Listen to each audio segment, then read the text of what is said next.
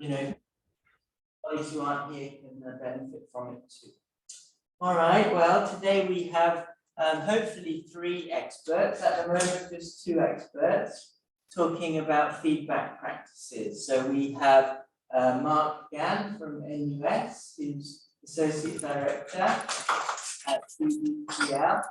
And if you look down the chat bar here, I've shared one of the principal works that he'll be talking about today, which was co-written with Professor John Hattie, who is a leading expert in the field of feedback for instruction. So that's a chapter that Mark will be sharing some of the content about.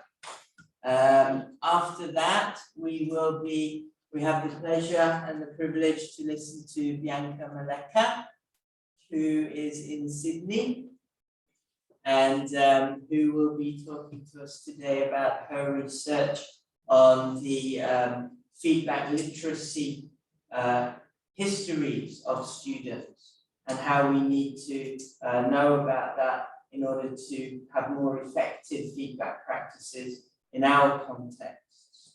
So recognizing the importance of students' previous experiences with feedback. And then after that, I hope that we'll have Chris Deneen coming in, and that he'll be talking about the importance of self-regulation, developing students' self-regulation, as well as peer review strategies, and how to link that to feedback literacy. So so we have lots of hopefully interesting content regarding best feedback practices in higher education today. And hopefully after the 20-minute or so talks by our speakers, we can have an interesting Q&A session and ask questions from these experts about how we can make our practices as effective as possible. Okay, so without further ado, can we welcome Dr. Mark Gann, please? I still have 20 minutes? Or? Yes, okay, because have 20, no problem. Yeah. Very good afternoon, everyone. Thank you for inviting me to this session. I'm Mark from Center for Development of Teaching and Learning, CBTL, among us. Slides.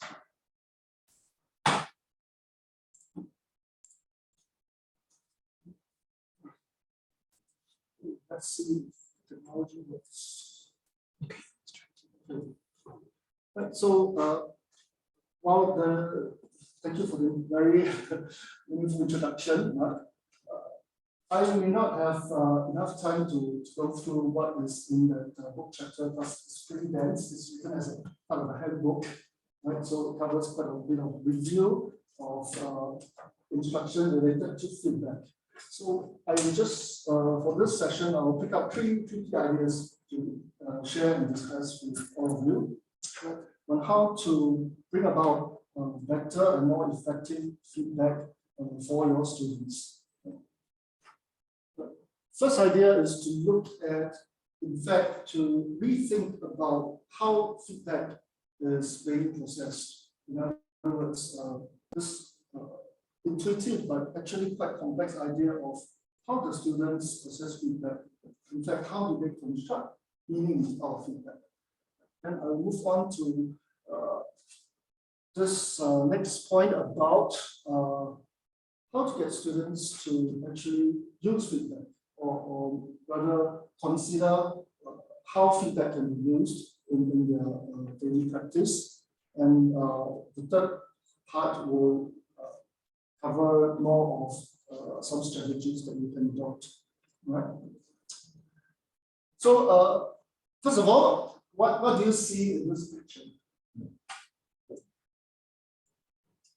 Fingerprint, right? Dog face. Yeah, dog face. Wow. How many of you actually saw the dog face after close scrutiny, right? It's not just a fingerprint. The fingerprint is very obvious when it comes to our mind immediately. But the hidden picture, right? We'll have a dog, so maybe that's. Yeah, so it helps you to construct that image in your mind. But so somehow not every stimulus comes from external. In fact, this short little exercise just to tell you that all the information that a student taking has to be constructed by themselves in meaningful ways, perhaps. So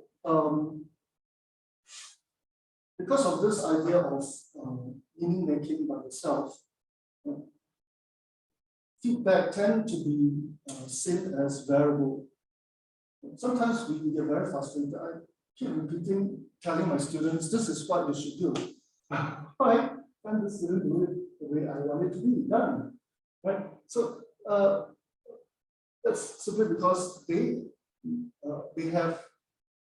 may or may not have the prior knowledge in order to comprehend. Right? They may interpret your message differently because of this idea of constructing in their own mind. Right?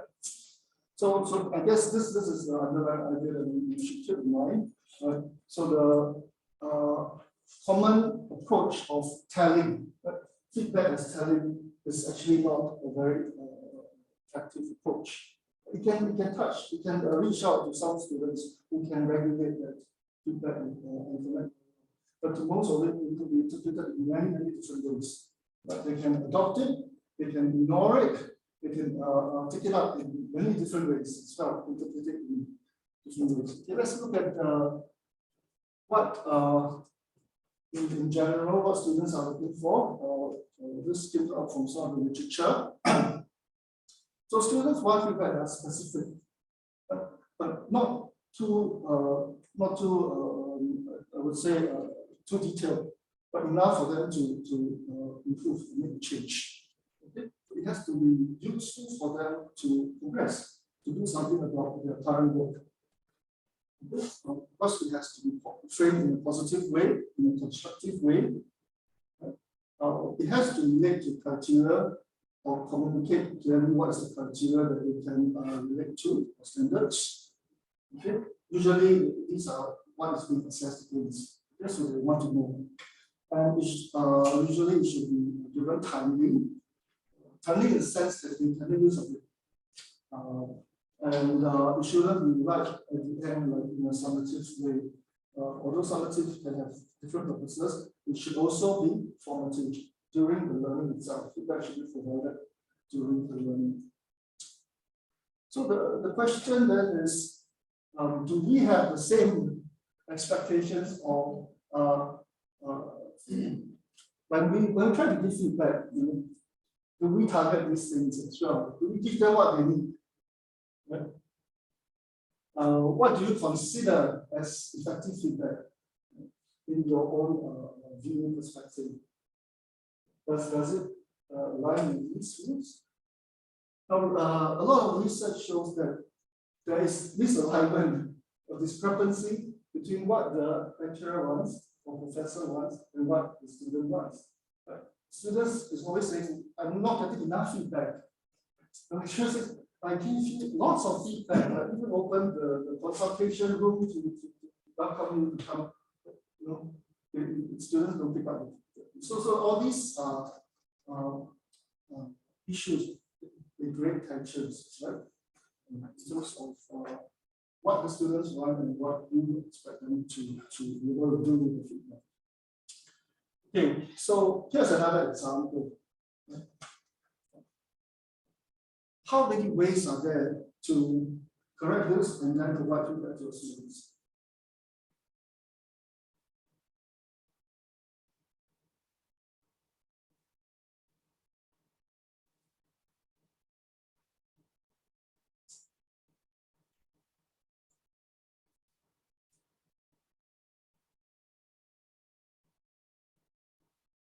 Obviously, there's some mistakes in there.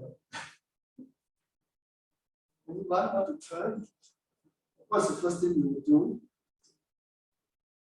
Grammar is wrong. Some of the first be some punctuations missing. Okay. That's the first basic thing. Okay, so you will point out the errors. No, I want no. So you said what's wrong. So I don't think that's the way to start with students, in my opinion. So you got to say what's gone right. Okay, that's all right. If something has gone right with it, we highlight that first so that we validate their effort. Okay, that's very good. I'm just trying to figure out what's not right here.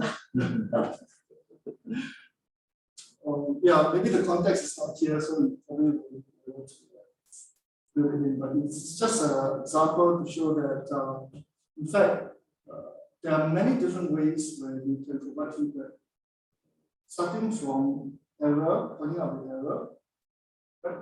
Putting a tick here, putting a cross here, putting a question mark, error flagging, to more elaborate forms of feedback, explaining why this is wrong, and even going further to say how to correct it, error correction. So you can think in terms of also whether you want to get them to think a little bit more, whether you want them to be more meta. In other words, think about how you plan and rewrite this in a better way, meta level.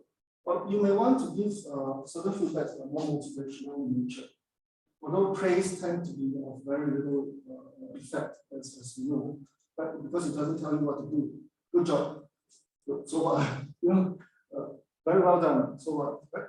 So if you want to target motivational aspects, you then need to think about ways of making this more interesting, perhaps for your student. We touched a bit about this knowledge of performance. Okay, you can rate this 5 out of 10. Okay, so what is that in terms of performance? Knowledge of results, knowledge of correct response, reflect what is correct, what's incorrect. So you can also talk about being more elaborate in terms of what you want the students to achieve. Right? Give them prompts, hints, guiding questions, elaborations, or even strategies on how they can rewrite this in a better way. Maybe pointing to a guidebook or a resource. Check this out, not check GPT. Of course, there is also the mode of delivery that you need to think about. Are you going to tell them directly, write it down, and annotate? Okay, annotate, you have to be very careful. Because you must make sure your students can understand what you write. It could be done immediately. Okay, can I see you immediately after this? Or it can be delayed after a week. Or it could be the use of different technology that is so easily available nowadays, right? Even through our LMS. So as you can see again, there are many different ways to engage your students in feedback. But does the student is the student aware of these different ways? Are they able to assess them appropriately, or even interpret them in the kind of language that you use to give your feedback? All right. So this again can create tension. This is just to show you a typology of different ways of providing feedback. Just content itself, there are 8 different ways of flagging, providing information. Right? And it could be even things like, why don't you, I give you a hint, you try again, and if you can't succeed, try again. Multiple tries before I will tell you the actual answer. Right? So I guess the important thing for most of us here would be not just to provide the exact answer. We don't feed them in that sense. We want them to try a challenge and be able to. So there are many different ways to do that. So, but increasingly,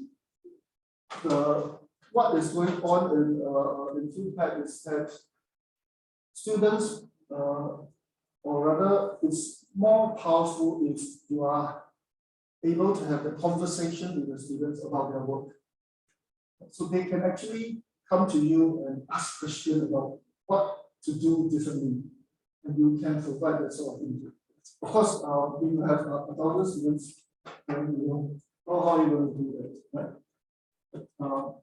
The current research shows that if you can have that conversation, that dialogue, it actually helps students to engage with the feedback, clarify their doubts more, and help them to use the feedback.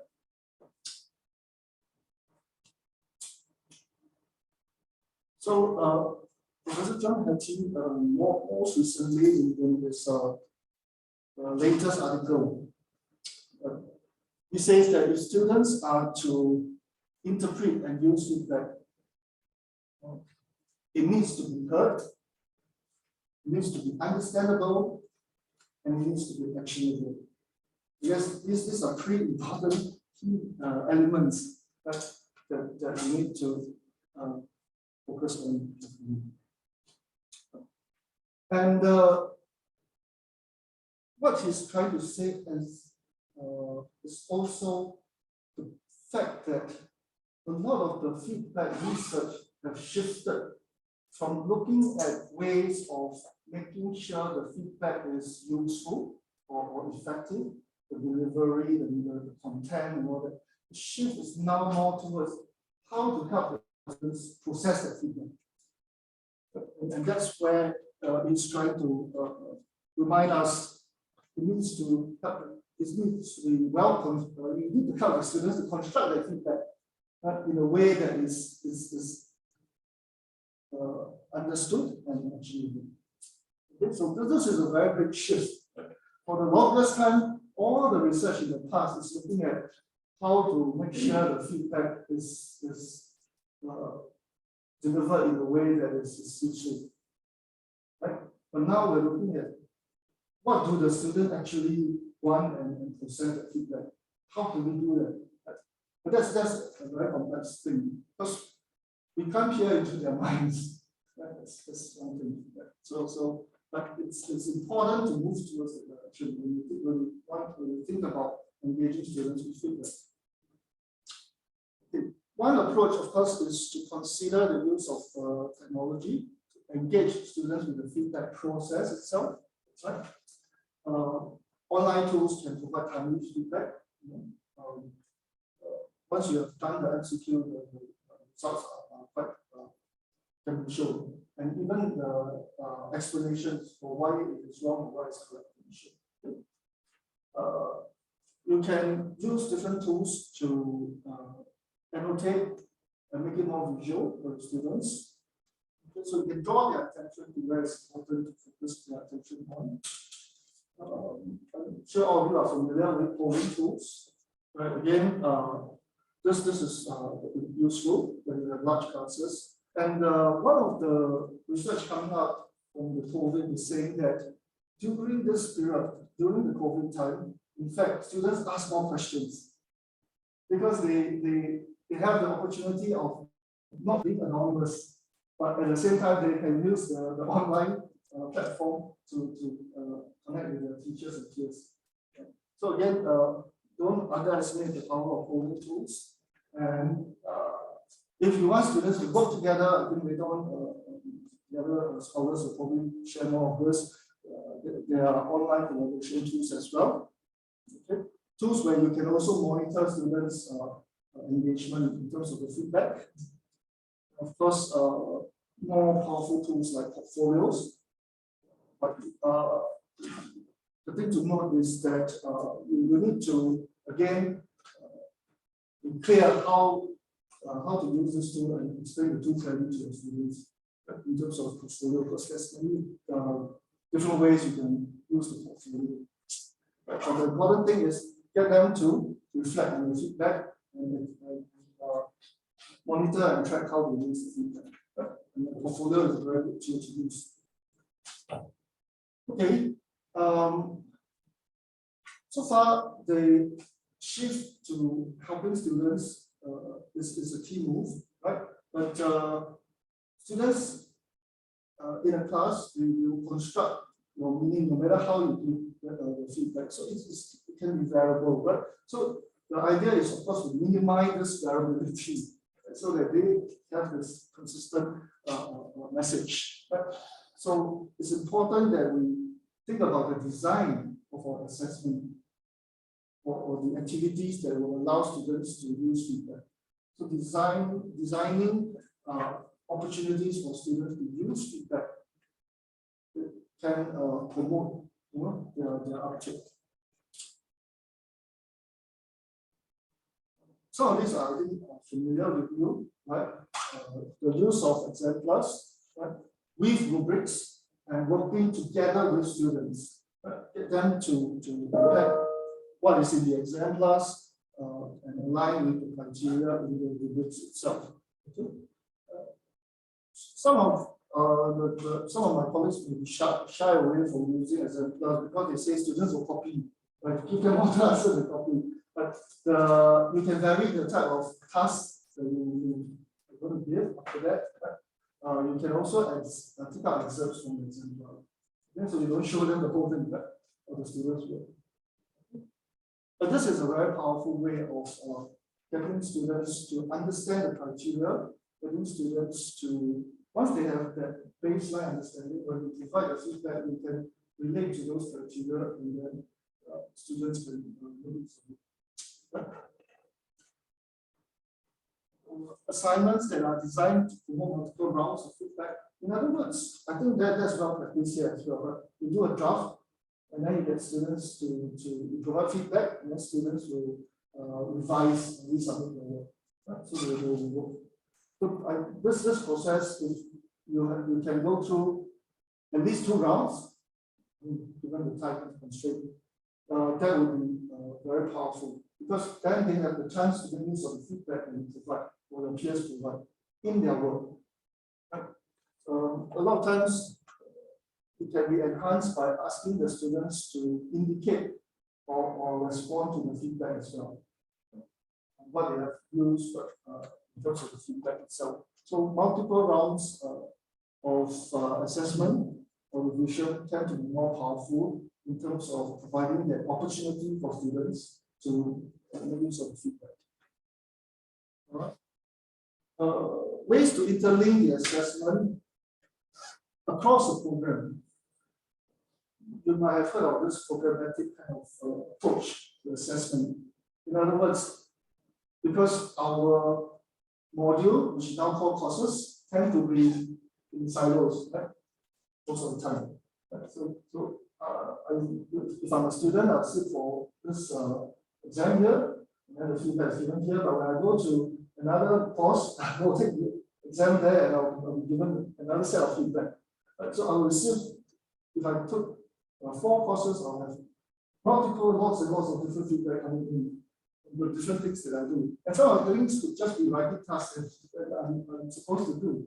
And I get 4 different, maybe similar or even conflicting feedbacks. Right? So how can we also look at complementing each other, right, through an interlink assessment? Because this is more across the board, planning and things like that. But it's also a very powerful approach, right, to help students to make use of feedback. That they can apply in different contexts. And the last point, of course, is very powerful in the sense that if you have very large classes, your feedback probably cannot reach everyone. You cannot tailor your feedback to be individualized. Right? What would be more timely is to have your peers provide feedback to each other. So I think a lot of you also practice that, encourage your peers to provide feedback. Now, of course, when it comes to peer feedback, one key design strategy is to train the students first. We really need to ensure students know the rubrics, knows what to look out for, and how to provide the feedback that is constructive. Some form of training will be necessary.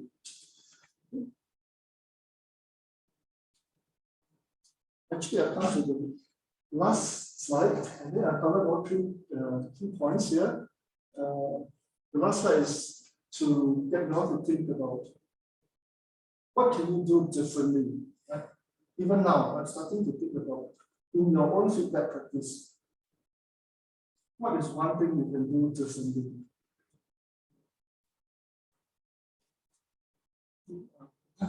So,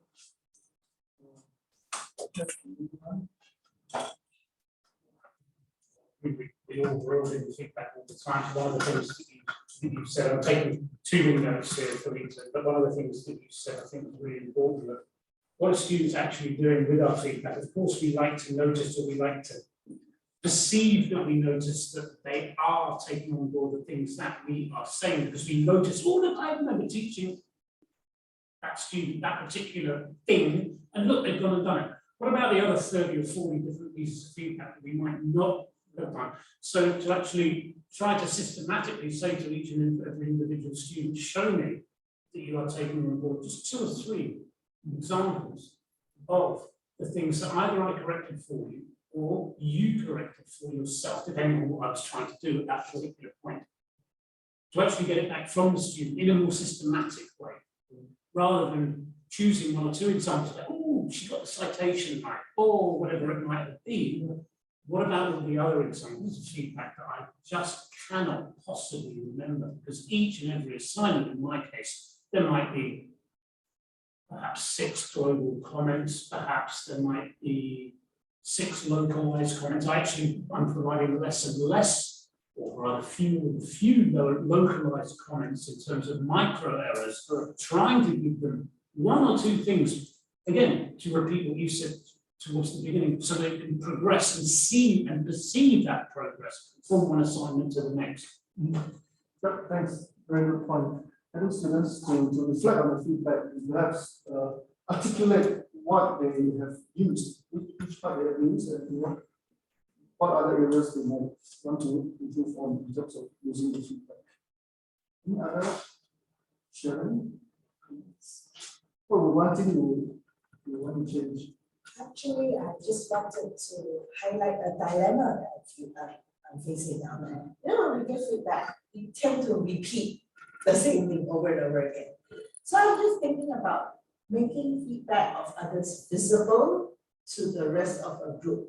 So in a group, I mean maybe a tutorial group or a learning community where there's trust and people are, you know, less conscious.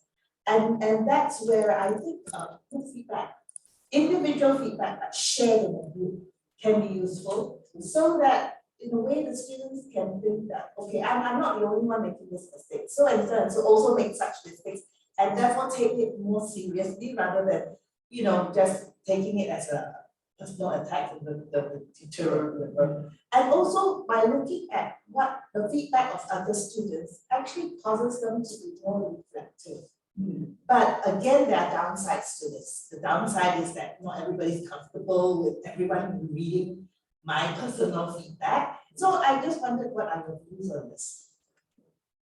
I guess the technology now is quite advanced. We can set up, the community. We can have them post things that they want to share. Using Google Docs allows immediate sharing of this stuff.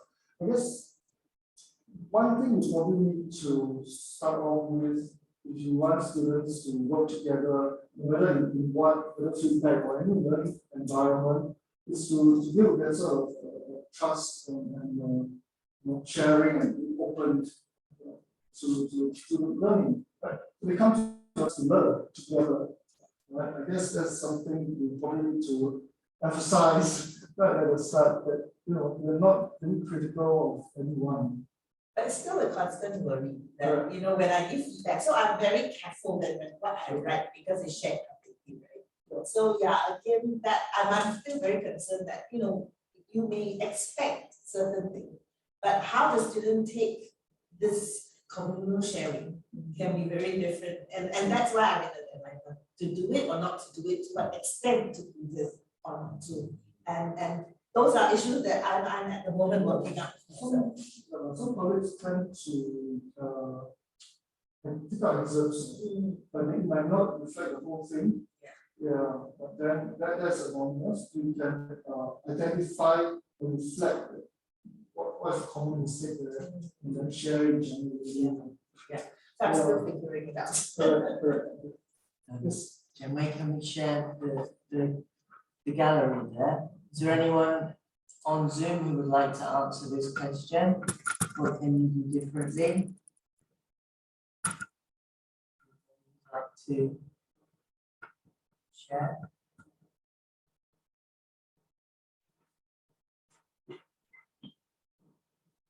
Can see everybody there.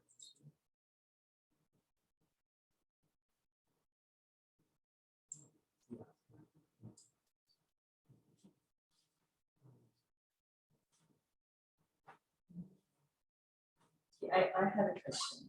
Yes. So earlier on, I think you mentioned that when we give feedback, we repeat ourselves many times and we try to tell them, okay, from this, what I say, are you able to understand the concept better or till they get the right answer? So my concern here is, are we looking at giving them right answers or correct answers? Because not all modules have that kind of one right answer. Because we teach them across. Yeah. So and then you also mentioned, could we have a consultative approach? So that kind of reminded me of dialogic feedback, right? To what extent can we use dialogic feedback in undergrad modules, and does peer tutoring fit into that at all? So this is a concern. For dialogic, when we say, okay, we go along with the students, so this is, what is it that you really want to show through your assignment? So that's what we ask them. Of course, the rubric on one side, but how do they interpret the rubrics and what is it that they want to say it in an essay question, how do they want to answer it? So it becomes more consultative. They don't listen to everything we say. Because they say, this is what I'm trying to say. So we go along. So is that effective? And does that achieve the objectives? And then can peer tutors play a role in this? Yeah, for your second question, the short answer is yes, right? If you engage your peers, meet the students well, provide them with the right form of instruction and you design the task such that they are able to work together with proper prompts and things like that. We tend to be able to support one another. In fact, peer feedback is well studied and it's shown to be almost equivalent to teacher feedback in fact, right? In a lot of cases, and it's equally effective. But again, that it has to be built up. It doesn't first day you go to class and say, let's do peer feedback. It doesn't happen. You probably need to slowly get students to work together and build a sort of open culture that will allow them to see the feedback as a form of learning. There's a theory in Asian culture called face saving. In fact, it's true, right?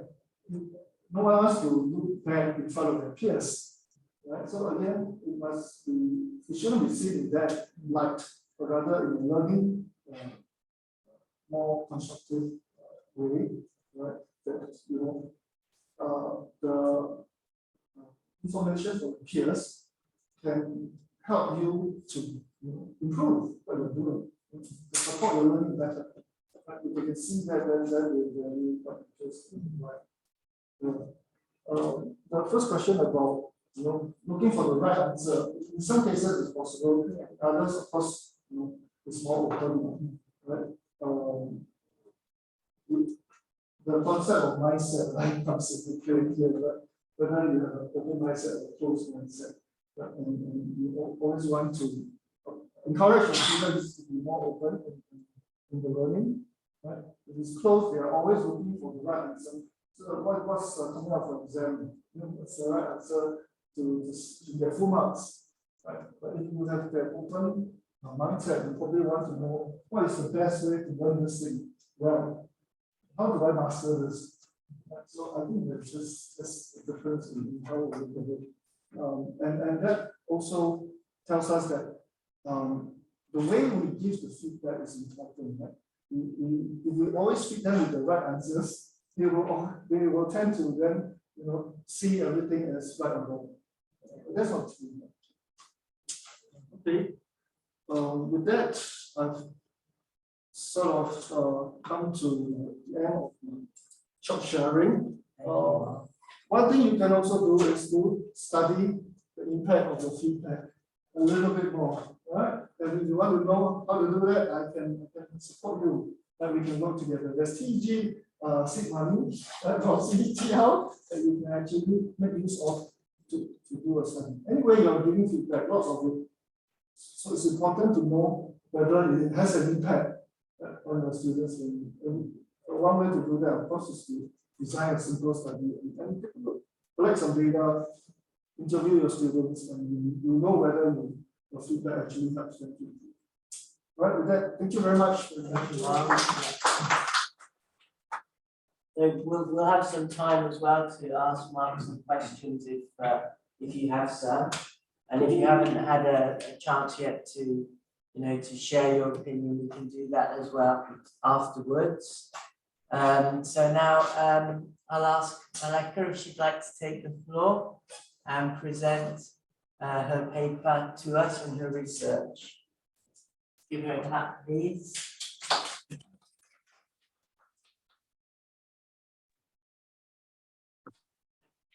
Thank you very much. I just want to make sure that everyone hears me. Can you hear me well? Very well. And online as well, yes? Excellent. Thank you very much, everyone. Good afternoon, and thank you for inviting me to talk about feedback today.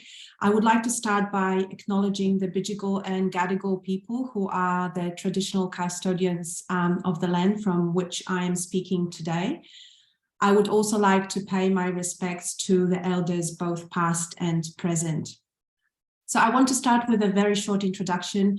As Mark mentioned, my name is Bianca and I work at UNSW Global in Sydney. UNSW Global is a centre with a very long tradition, over 50 years of offering direct entry programs. In our offer, we have foundation studies, diplomas, academic English courses, direct entry programs. So I am the teacher of a direct entry program. I also am a curriculum writer and a learning designer. And the research that I will be talking about today was undertaken with students of the university preparation program. And the paper that I would like to share with you today was published last year in Assessment and Evaluation in Higher Education. And that paper makes up my part of my PhD, which I completed last year at the Centre for Research in Assessment and Digital Learning, Cradle at Deakin University. The paper was co-written with my three supervisors, Associate Professor David Bao, Dr. Joanna Tai, and Associate Professor Rola Ajawi. Today I want to talk about feedback histories and how our students have to navigate through different learning contexts, and really what these feedback histories tell us about feedback practices and what can we do with them in our lessons. So I would like to start by taking a closer look at a few key concepts, and Mark has already touched upon the changing understanding of feedback. So we know that feedback is not a one-way process, which is focused on the transmission of information from a teacher to student. So this kind of understanding is quite often considered to be an old paradigm of feedback. This is how we were thinking about feedback for many, many years. And this was very much the responsibility of the teacher who was overburdened with writing comments, correcting essays, and usually delivered to student on completion of work. So not really knowing what happened with those comments, whether they were taken aboard or not. This feedback, this is not feedback. Feedback now, and as you've mentioned today already, is a dialogue. It is a dialogue between a student and a teacher or a peer or some sort of automated system, generative AI possibly very soon. And it is sequenced to require improvement. So what that means is that students have an opportunity to act upon the advice, the comments in future work. So what goes with it is that we understand feedback as a process with shared responsibility. because students are required to be active, but also us teachers and designers, we need to create this environment for students to facilitate engagement and to facilitate action. And the concept that is related to a current understanding of feedback is that of feedback literacy. And I want to talk about student feedback literacy first. So this concept was came to the fore in 2018, so that's 5 years ago now, when Carles and Bout published their paper and defined student feedback literacy as understandings, capacities, and dispositions needed to make sense of information and use it to enhance future work. So in that definition, we see the emphasis on sense-making processes and also enhancement of future work. Yes, feedback needs to lead to improvement. Now, Carles and Bout talked about 4 important essential capacities that students need to develop, and they included appreciating feedback, having and developing judgment about the quality of own work, so developing understanding of what constitutes good work. What does it mean to write an essay that is going to get a high grade? What are the features of a report or lab design and so on? So understanding the quality and making judgment. Now, the third quality that they talked about related to managing emotions. So acknowledging that feedback can be an emotional process and learning to work with emotions. And finally, taking action on feedback. So these 4 capacities have been extended, and since 2018, there have been a lot of research about feedback literacy. And if anyone is interested to look at see the more current or expanded understanding of feedback literacies, there's a plethora of writing now. And related to the concept of student feedback literacy is the teacher feedback literacy, because we've mentioned that this is a process with shared responsibilities. So, so teacher feedback literacy is the knowledge, expertise, and dispositions to design feedback processes in ways which enable student uptake of feedback. So this really refers to the design, yes, creating and creating our courses with interlinked activities, with opportunities for formative feedback. And so these feedback literacies are also interrelated, because if we have teachers who are feedback literate, that is, who understand the value of feedback for learning, who provide students with timely and effective comments on their work, and then who design the environment so that these comments can be acted upon, then in that environment, it is quite likely that student feedback literacy will be developed. They will work on developing those capacities. However, in our let me go back here. In our courses, we see our students for a very brief amount of time. In my course, I am with students from 10 to 15 weeks. So it's a module. And after that, they sail away to a subsequent course. So throughout their studies, students are exposed to multiplicity of feedback practices. It is very likely that they would experience different feedback practices even if they were with each of you in the room. So these feedback practices are influenced by disciplinary learning and teaching activities and nuanced understandings what constitutes quality in a given discipline. And you are likely, I had a look at the courses that you offer at your center, you likely work differently with students who are studying business or engineering or law or the humanities. We know that the feedback practices and the needs of students are very different in those different disciplines, and the quality is understood differently.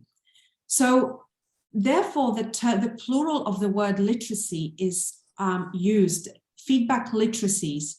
And that is to denote this multiplicity and complexity of feedback experiences that are socially situated.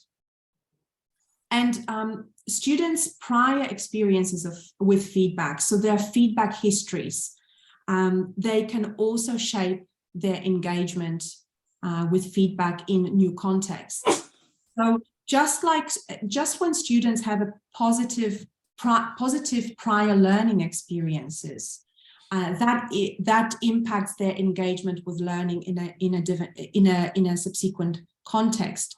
Similarly, negative feedback experiences can be hindering to learning through feedback in other contexts, or positive feedback histories. So being exposed to a myriad variety of feedback practices and understanding the role and responsibilities in feedback processes can be conducive to learning. And I think this is particularly true in literature that talks about international students, and my own experiences with working with international students.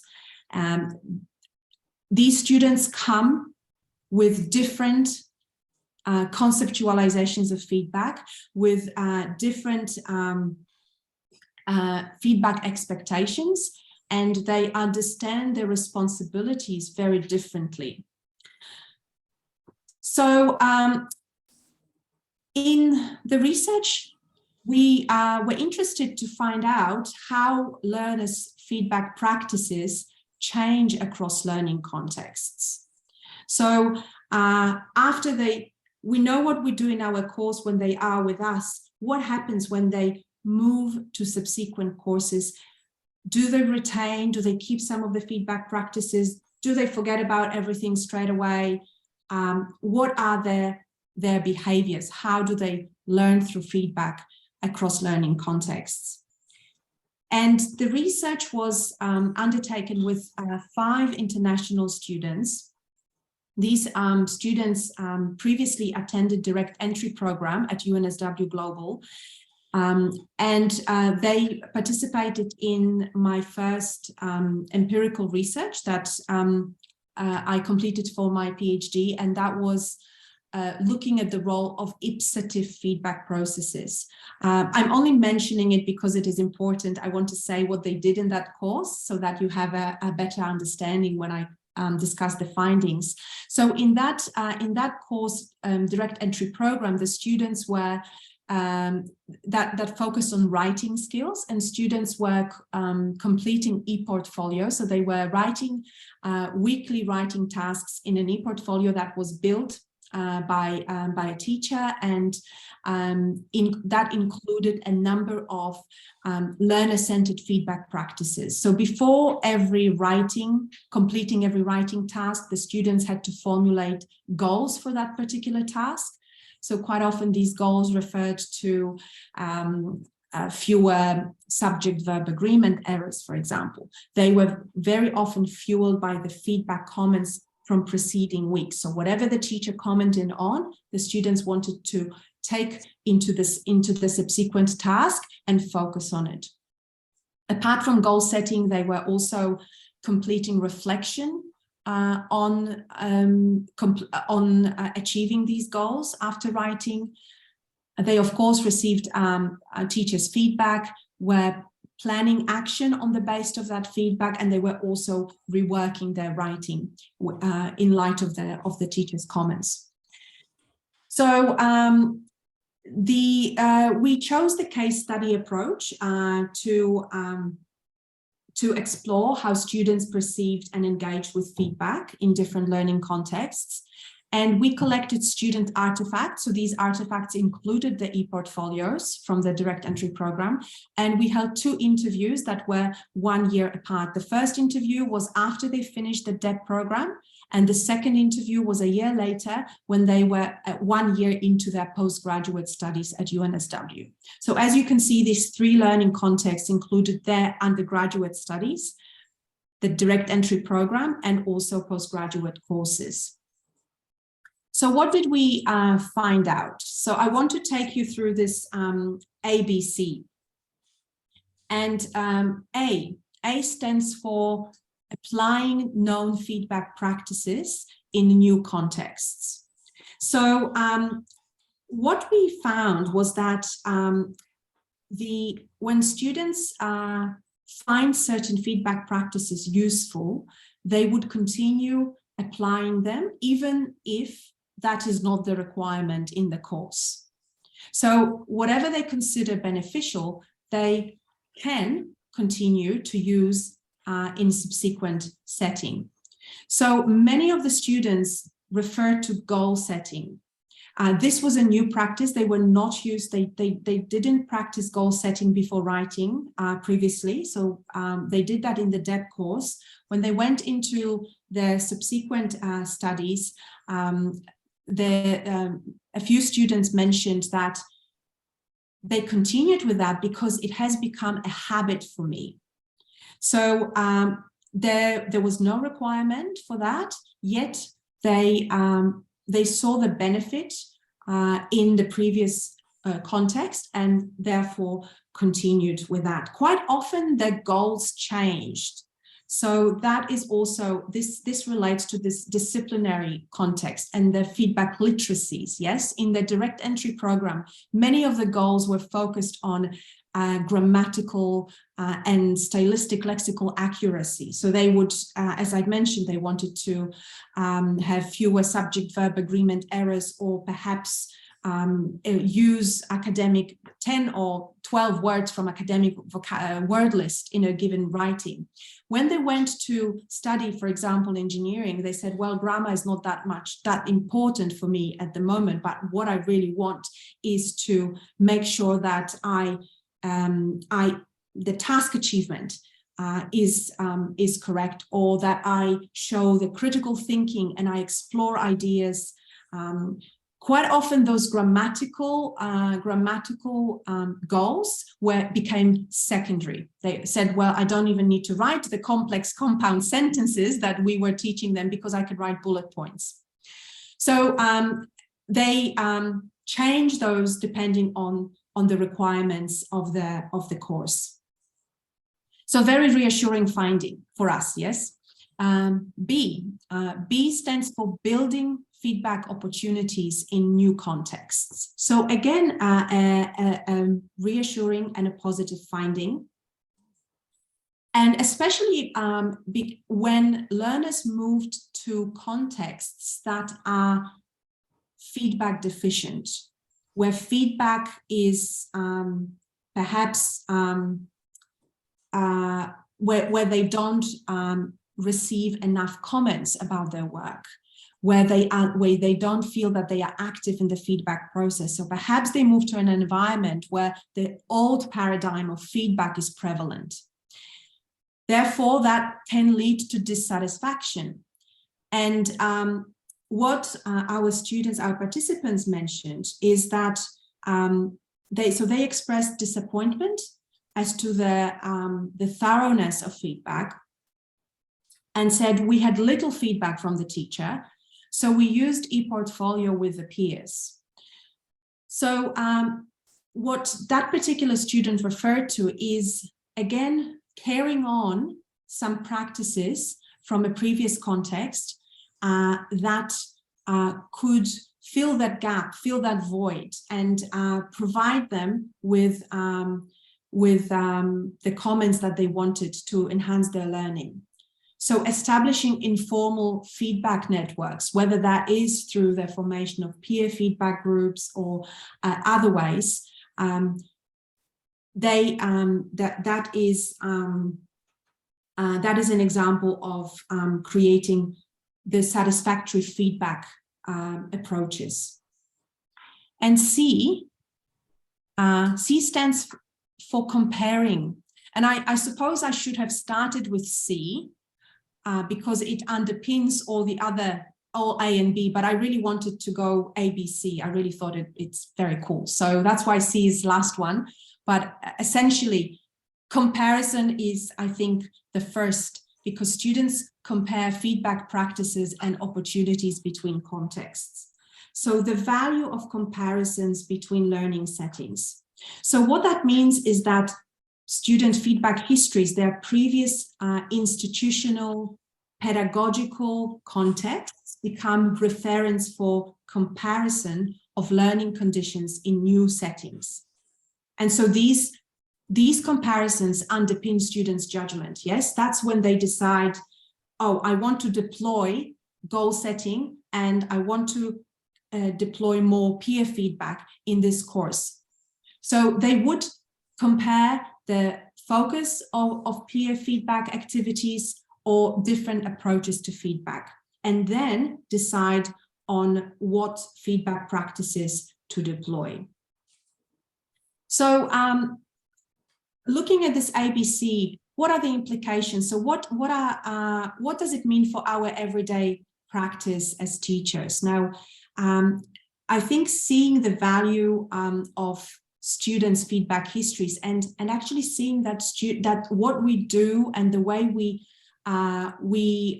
work with feedback and the way we engage students in feedback processes can make a difference in other settings. I think it is important to have a dedicated classroom time to discuss students' feedback histories and expectations. So I think just as we find time to discuss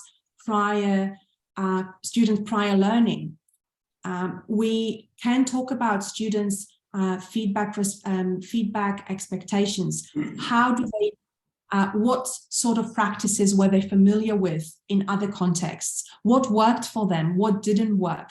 Opening up the conversation about feedback and their prior experiences. Since my talk emphasizes different learning contexts, now we need a greater dialogue between teachers, educational designers, curriculum writers across courses. So not working in silos as we quite often do, but actually understanding what feedback practices are incorporated in other courses at institutions where we teach. So at UNSW Global, we know different courses, and we are familiar with the practices, whether that's feedback or assessment, that go on in other courses. So that actually helps to show students that perhaps when they move on to a different course, this kind of practice would be common. This is what we often do when it comes to learning activities. At the moment, I am teaching research presentations, and I often say, when you go to university in your tutorials, this is exactly the skill you will be using. You will be presenting your research findings to your classmates. Let's talk in the same way about feedback. When you get to your other courses, you might be required to write a reflection on feedback. Yes, so, but of course, we need to know what kind of practices happen in those courses. And I can't underestimate the power of reflection. And I think today, a day for you, the professional development is an exciting opportunity to ask yourself about what is in your feedback toolkit? What feedback practices do I use, and what can I add to it? So I think expanding and building those students' experiences will mean that we actually get them ready for future settings, including the world of work. So I think whether we are with students for, 5, 10, 15 weeks, maybe the duration of the module that is longer, I think we can get them ready for future, and we can actually build, fill in their bags, the feedback bags with the histories. So here are some of the practices that I think you might want to try. So eliciting learners' self-assessment before providing comments, allowing learners to request feedback on specific aspects of their work. So this is quite often done in the form of feedback requests, where a student would say, oh, I would like to get feedback on the development of my ideas. So that also guides us as teachers, as educators in our, when we give feedback comments. And so therefore we are guided by the goals, by learners' goals. Encouraging action planning and reflection in response to feedback. And I've mentioned the comparisons, so promoting comparison processes. So that can be against different reference. We can ask students to compare their work against exemplar, rubrics, perhaps peer work, or their earlier work.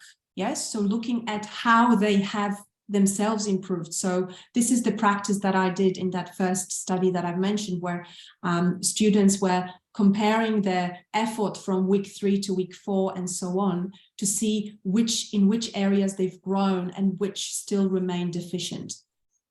And providing opportunities for peer feedback.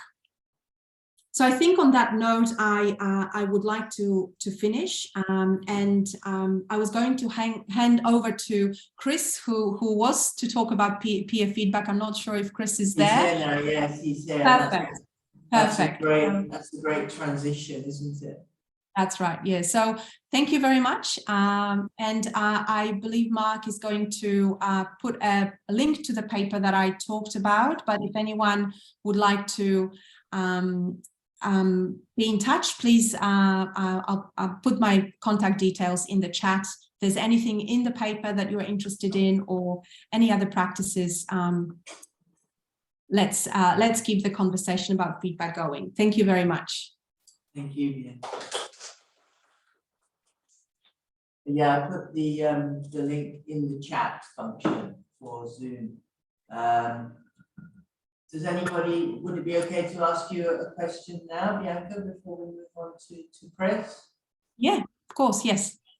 Does anyone have a question they'd like to ask about Bianca's talk? Either on Zoom or in person?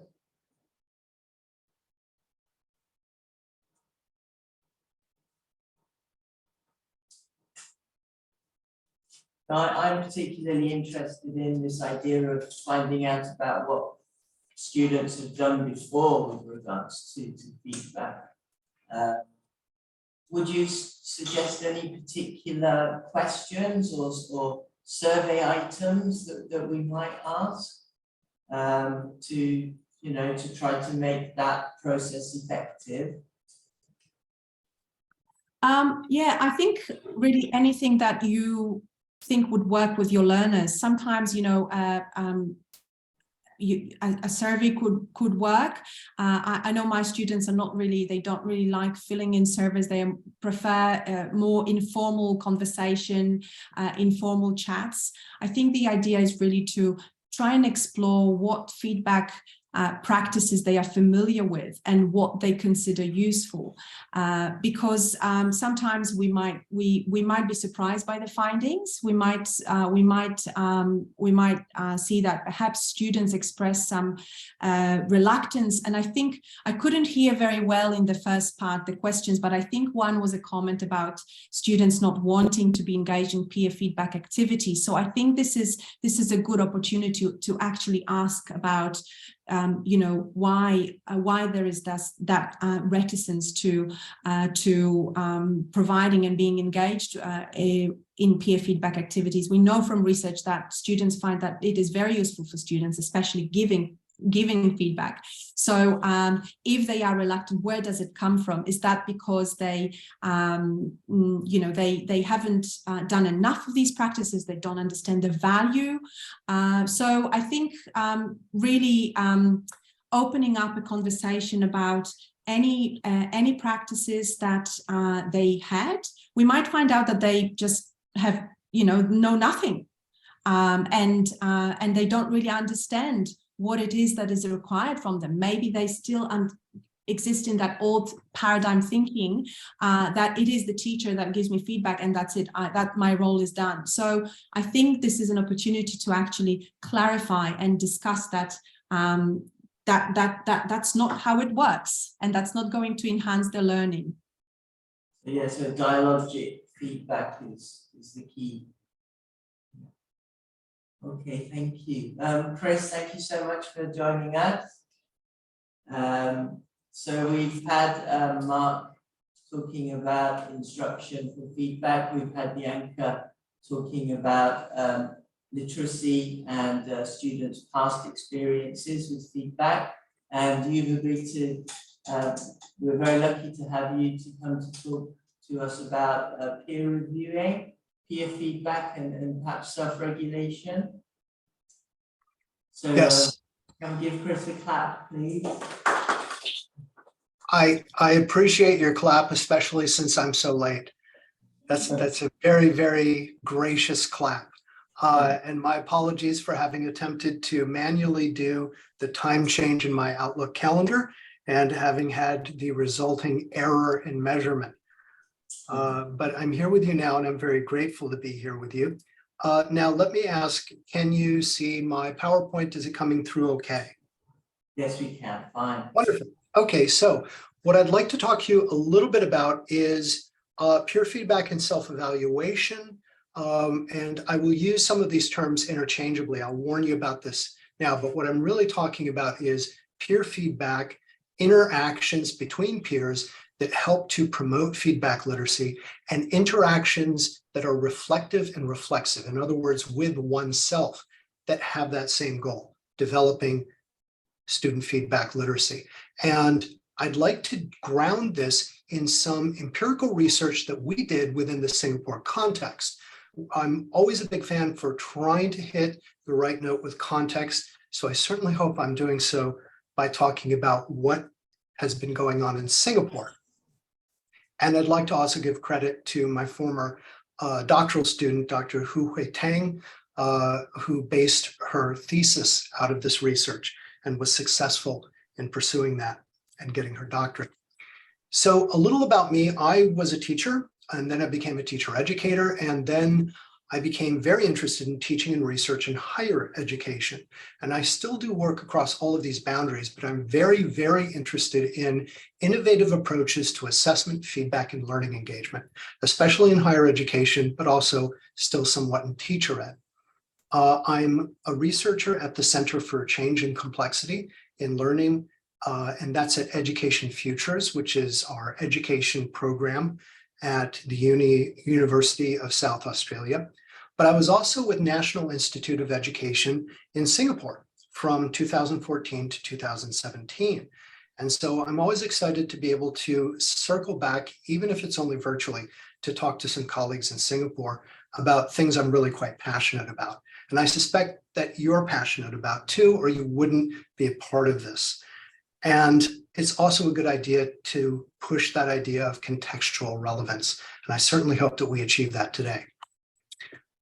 So what do we mean when we talk about student feedback literacy? There's all sorts of ways to talk about it, but what I'm going to do is try and distill it down according to what Liz Malloy, Dave Bowd, and Mike Henderson have done. 7 groupings of 31 capabilities. We won't get into the 31 capabilities. I will instead introduce just 7 groupings, and it's essential that I introduce these because they're a guiding cornerstone of what is about to come. So what does a feedback literate learner look like? Well, they're committed to feedback as improvement. They appreciate feedback as an active process rather than passive receipt of knowledge. They are capable, willing, and able to elicit information to improve learning, so feedback seeking behavior. They can also process feedback information. There's an affective component. They have to be able to acknowledge and work with their own emotions and those of others. They acknowledge feedback as a reciprocal process. So this gets into that concept too of dialogic processes. And finally, they're able, of course, to enact outcomes of processing the information. All of these things are good, but if students don't actually demonstrate some significant improvement in their work, it's hard to make the case that this is worthwhile. So number 7 is certainly a critical point. But it's not enough to articulate a capability. We have to be able to actually do something about it. And this really is the whole purpose of days like today, which are about development. Growth and feedback literacy, or really any complex set of competencies, can also be very slow. It can take a long time to develop this. And we also know that context matters. What works over here in this country and in this disciplinary area may not automatically be dragged and dropped into an entirely different set of contexts. So we need to be context aware, and we need to be learner-centered when we develop these capabilities. Now, there's a fair amount of research, and I'm happy to say I've made some contributions to it, that suggests that 2 ways that we can engage in this learner-centered capability development are about getting students together as peers to interact with each other around feedback, and then getting students to sit back and engage in a sort of self-dialogic and reflective process, which we could call self-evaluation or self-feedback. And so what I'm about to introduce to you as a research project puts both of these 2 things together in order to develop student feedback literacy. So we wanted to see, could this be done in the context of an authentic curriculum using a learner-centered approach? And I'll also say too, very quickly, we wanted to see if it could be done in less time than it takes an entire degree program for a student to go through it. We wanted to see, could this, for example, actually move the needle on feedback literacy within a single 14-week semester? So we were very keen to see whether we could address these priorities. And our research objectives reflect that. We wanted to trial this approach of putting together a reflective, self-evaluative process, as well as a peer approach. And then we wanted to analyze the development of student feedback literacy in terms of these 7 groupings over that 14-week period within that course and see what came out. So this is a 14-week cross-cultural management course at a Singapore university. It's open to anyone, and they typically get a lot of local and overseas exchange students from all sorts of degree programs, but it is operated out of the School of Business. And this is really critical. It was a great opportunity for us to try this out because the course is naturally set up to be very strongly about teamwork and collaboration. So people are always working together in groups. And so this idea of getting people into peer feedback seemed a very natural way to leverage something that the course was already doing. And this was an expansive data collection enterprise. So I'm only going to take a little slice in the short time we have. I'm going to focus on what the students were telling us in their reflection journals, and also a bit about what came out of the peer feedback marks and the rebuttals that students were able to write as they took in their peer feedback. And so that forms the basis of what it is that we analyzed. And I'll just quickly show you a slice of this reflection journal.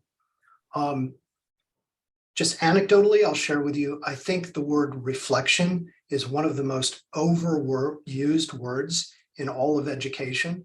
And I don't think that when we use the word reflection, typically we are actually asking people to engage in a systematic process. It is more think about something. And this would not have worked if we had not asked people to engage in a systematic process. So what we had to introduce students to was systematic reflection. And we drew from Kolb's experiential learning cycle, as well as Donald Shun's framing of the idea of how to couple reflection and action. And you can see in table 2 that on the left-hand column, there were specific components that students had to write to in order for this to be considered a reflection. And they did have to go through a short training process on this in order to get there. But as I think you will see later on, the invested time in having students do this was actually quite worth it. This gives you an idea of that it's a fairly complex process, and I won't ask you to absorb this entire table. Instead, what you should understand from this table is that if you look at the top row, there's 14 weeks. So you can see then that what this really is, it's a spread of the interactions that the students had over 14 weeks and our collection of data from those interactions. So for example, you can see that the reflection journals, and that's the bottom piece right there under week, they had an initial submission. This was a scoping exercise in which they got a little feedback and helped to adjust what does a reflection journal look like. And then they had 3 time periods. And those 3 time periods are where we as the researchers dipped into the reflection journals and harvested the data out of that and got a clear sense of what the students were actually reflecting about and whether we could see any indicator of these 7 groupings of feedback literacy. So just to bring it around and remind you, the whole point of this was to trial this reflective and peer approach together and to analyze the development of student feedback literacy. So I always like to loop back to this was the entire point. And so this helps to guide then an understanding of what it is that we found. So this is a huge wall of text. Again, I won't ask you to absorb it. I just present it to you for context.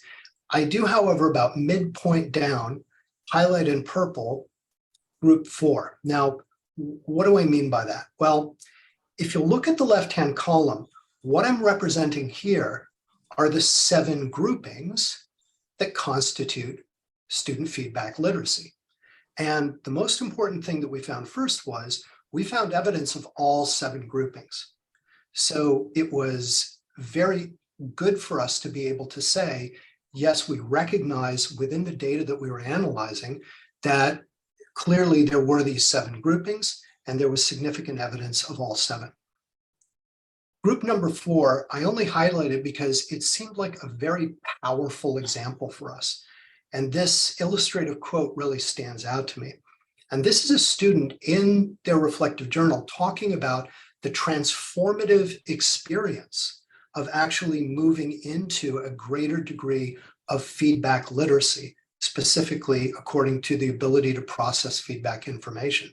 And you can see from this quote, they're talking about how they learn to give and take, to listen to others, to become more agreeable even. And I love this next part where they said, and my course mates actually told me that I was becoming more open and accepting of ideas, which, putting aside my research hat for a moment and getting into my role as a teacher, if I knew that my students were experiencing that and I was their teacher, I would feel wonderful, because to me, this is a powerful transformative experience.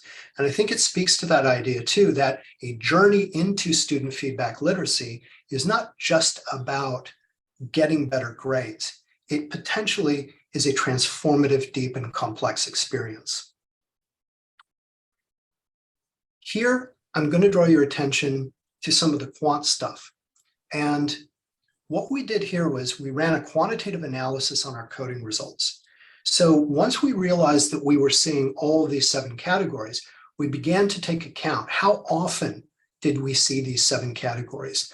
What was our final count? How many of the examples across all of these reflection journal entries were we able to find? And this is a quantitative representation of that. And again, I'm not going to lead you through the whole thing. Instead, I just used these 2 blue boxes to draw your attention to 2 key points. The first one, which is the vertical box, if you look at what that vertical box represents, This is about the mean difference between the first time students turned in a formal journal and the last time they turned it in, the third. And the idea here is we would expect to see some degree of consistent change across all of these 7 categories if the intervention appeared to be working. And of course, that's exactly what we found. And the good p-values of this too suggest that these are statistically significant findings. And so this was an immediate endorsement for success. Now, what's interesting is that if you look at the horizontal box across group 3, elicits information to improve learning. Now, remember, that's about feedback seeking. And feedback seeking, in my opinion, is one of the hardest things to get students to get into, especially compared to these other groups. And now, let's take a look at the mean difference between 1 versus 2.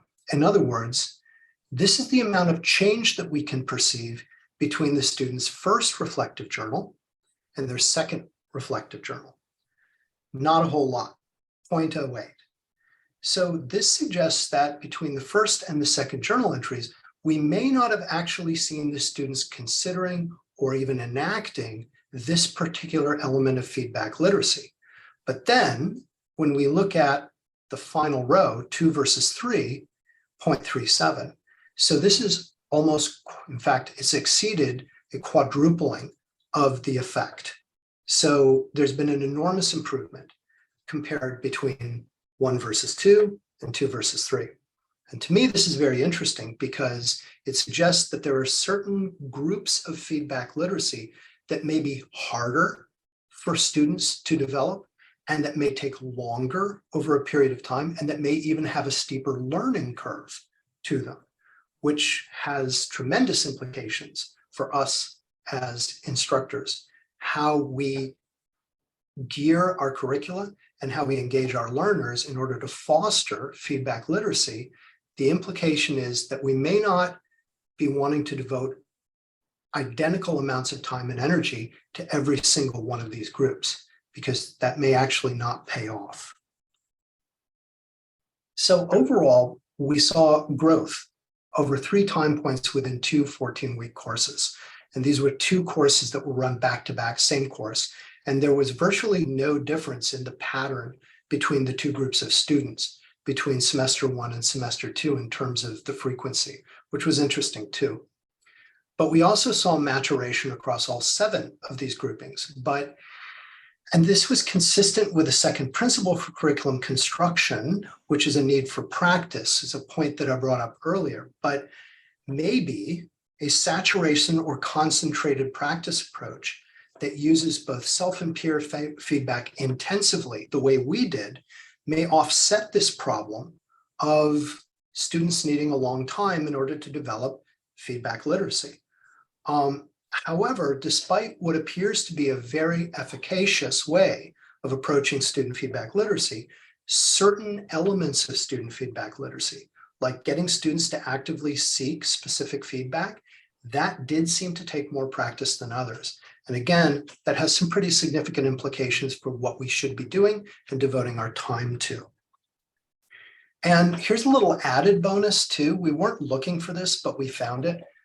Do students themselves see the link between the design intentions of the course and their growth in feedback literacy? And we absolutely found that students do see that. I've gotten a deeper understanding of what I do.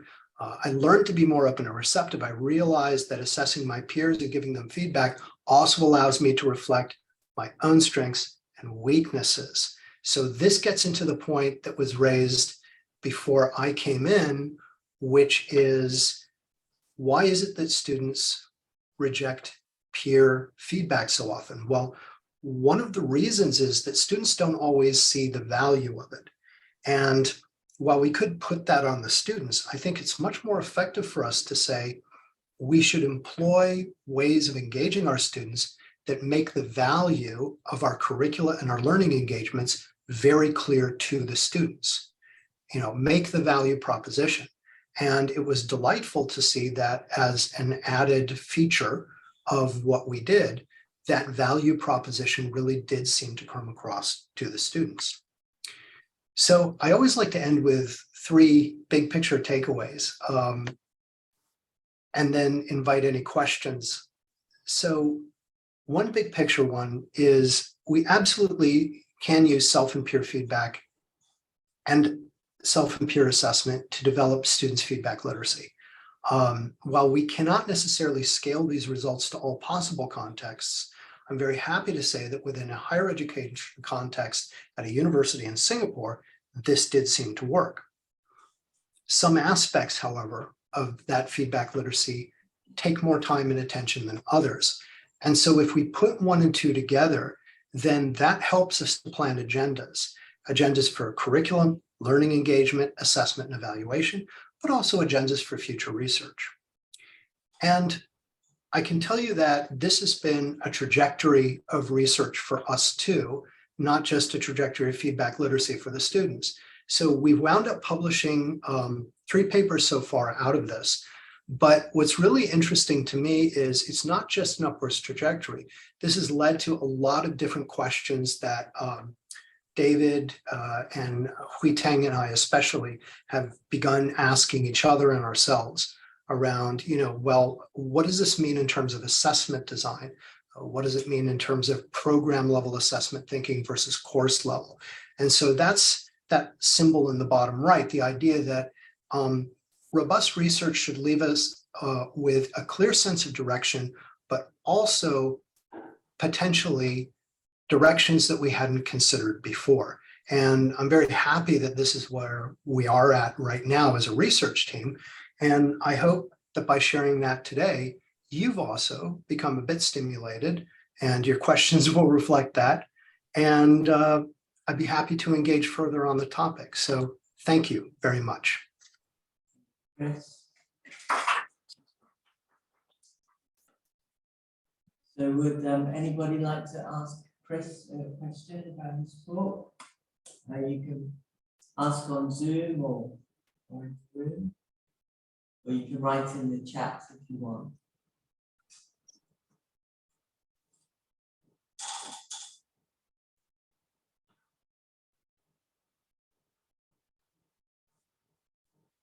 I realize too, it's a lot to take in one big whack. So I am happy to get a subsequent email follow-up if somebody says, you know what, now that I think about it, there is something a day from today, a week from today. I'm happy to entertain questions right now, but please don't feel that you're constrained by the boundaries of this session. I'm always happy to have an interesting dialogue around this. Well, it looks like Tim has a question. It's not really a question so much, it's more of a point of concern that I found in my experience in this university, and I am relatively new in Singapore, I was in the UAE before here in Abu Dhabi, that often what happens from the English language perspective doesn't always meet with the approval, I could almost say, of certain other areas within the university. And a point of concern that I would be considering would be my students here. I've never seen students that are so busy with 5, 6, 7 different modules, competing faculty members. Now, I can imagine a situation where all 7 faculty groups were giving this peer review training. If I was a student, I would be absolutely blown away by it. You mentioned curricula at the end there, in the plural, and I'm wondering how much has been researched between competing faculties trying and even having opposing methods of feedback. And it's suddenly a concern of mine, because obviously we're all here because we're concerned, and I'm sure all the other faculty members are as well, but are there at times where there could even be contradictions about what students are being told to do because of the background of other faculty members in other totally different fields, whether it was architecture or data processing, or whatever it might be. Just a point that I wish to make rather than a question. Okay. I saw Bianca just came in, so she might have something to say. I'll very quickly say, I think that this is a very strong endorsement for program level assessment, thinking, and planning, because yes, of course, students receive contradictory information all the time. We know that. And this is not new. I certainly received that all the time. And when I was an undergraduate, but I think that what we need to consider is how the load is distributed and how things like sustainable competencies around teacher feedback literacy are considered across an entire program. And those kind of dialogues that are focused on, well, what are we requiring and requesting of the students at different levels? Are we over expecting? Are we potentially burning them out? Are we, to use the term, assessing them to death? These are exactly the kind of driving questions that should lead to much more complex and nuanced program level coordination.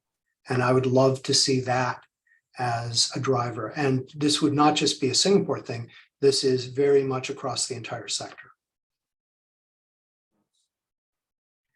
Yes, and if I could just make a quick comment on that note, I certainly hear your sentiment there in the question. And I think we also saw that in our research that the institutional policies were very different in different courses, and that's why we talk about the feedback literacies being very complex and situated, and the students requiring students to move across those different contexts can be very challenging. I see the role of the central university units quite important.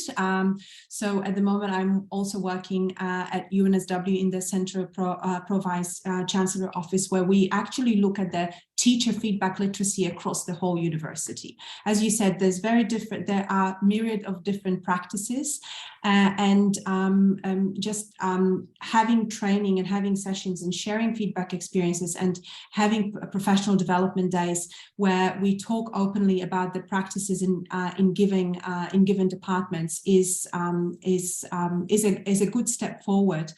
Of course, programmatic assessment, as Chris mentioned, so the interlinked assessments are the way especially now we talk about it a lot with in recent conversations about ChatGPT and how we can actually make those assessments more authentic. So I think these conversations are very important to have, and we certainly need to acknowledge that the students have to navigate across these practices, which can be quite difficult.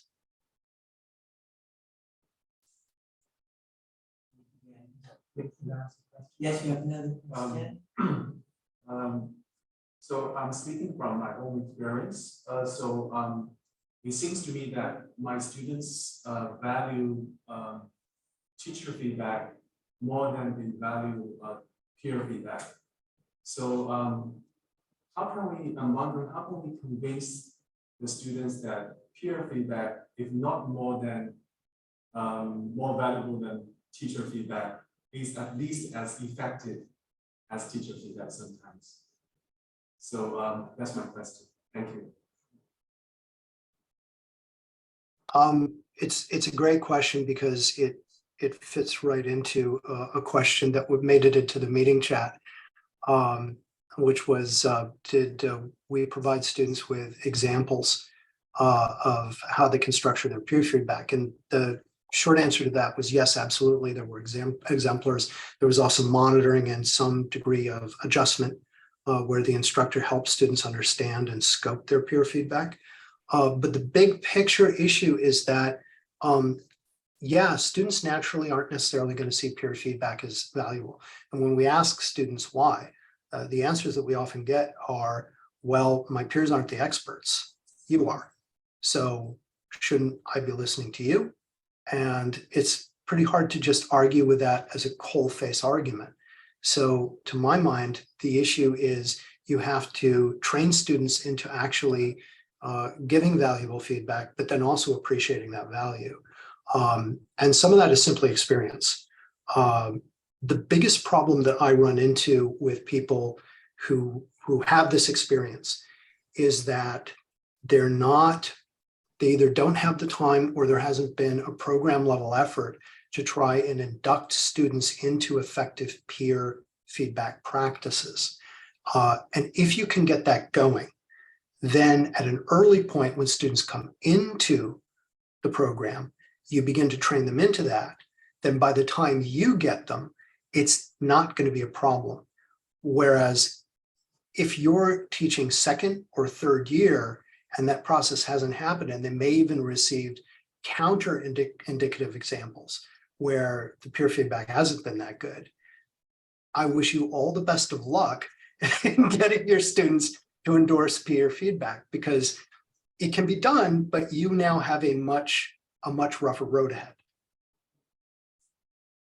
Thank you.